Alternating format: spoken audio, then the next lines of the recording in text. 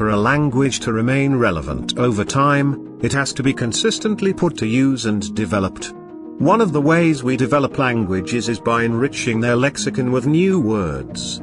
Most times, we do not create new words from non-existent ones, rather we modify already existing ones to reflect new meanings, either by adding elements before them or after them. This brings us to the concepts of prefix and suffix in English grammar. What is prefix? Prefix is a form of affixation that has to do with the addition of a bound morpheme at the initial position of a word. Since bound morphemes cannot express meaning in isolation, that is, un, ear, im, etc., they are usually added in front of words to modify the meanings they express. Take for instance, the word important becomes unimportant when their prefix un is added in front of it. To exemplify un plus important unimportant, note that we add hyphens to bound morphemes, either before them or after them depending on where they are to be attached to words. By adding a prefix to an already existing word, we were able to alter its meaning to reflect a new concept, which is the state of lacking significance. Now from the example above, it may seem as though prefixes only change a word from positive to negative, but that is not necessarily the case. Just as prefixes can change a word from positive to negative, they can also change words from negative to positive. Take for instance, the word non-traumatic is an instance of a word changing from negative to positive just by having a prefix added to it. Other examples include non-restrictive, non-hazardous, non-lethal, unbiased, indispensable, etc. All these are instances of prefixes converting words from negative to positive, and the last two examples show that the prefixes responsible for such actions are not limited to the bound morpheme, non. Looking to speak American English confidently? Or maybe you want to ace the US citizenship test? Then American English, Grammar for English Learners by Dr. Jean Robert Lane is your perfect guide. In this book, you'll discover English phonology basics, learn the sounds of English with clear guidance on pronunciation using the International Phonetic Alphabet, IPA.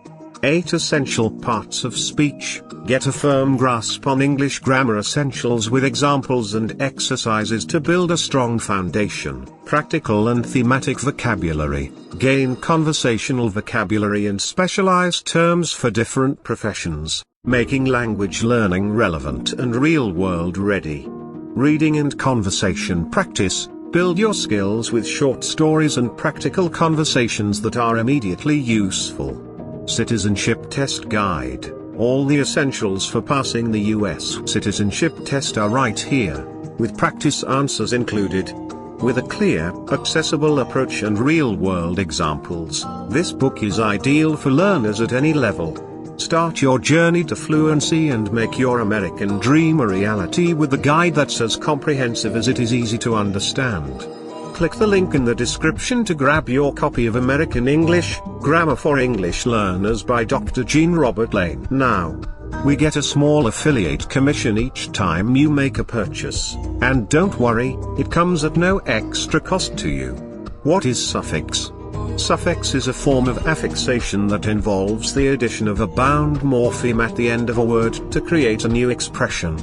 Since we already established earlier on that new words can be formed from already existing ones, it is worthy of note that suffixes also produce new words by modifying already existing ones.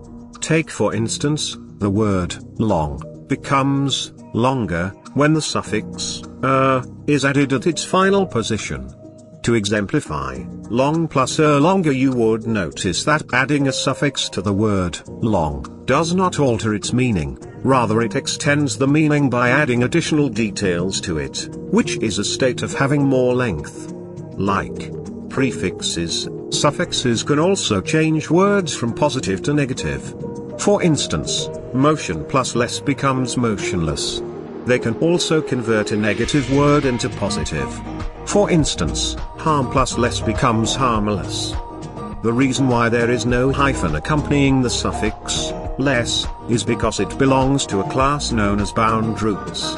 Bound roots are bound morphemes that can express meaning independently, but still have to be attached to words to expand their meanings. We can add more than one suffix to a word. For instance, nation plus al plus ism becomes nationalism. Also, we can add both prefixes and suffixes to a word at the same time. For instance, inter plus nation plus al plus ism. So both prefixes and suffixes are the most common types of affixations used in the formation of new words in English. Prefixes are affixations that are added at the initial position of existing words to form new ones, while suffixes are affixations that are added at the final position of existing words to form new ones. Understanding these forms of affixations will better inform you on how you can apply them in the process of creating new words.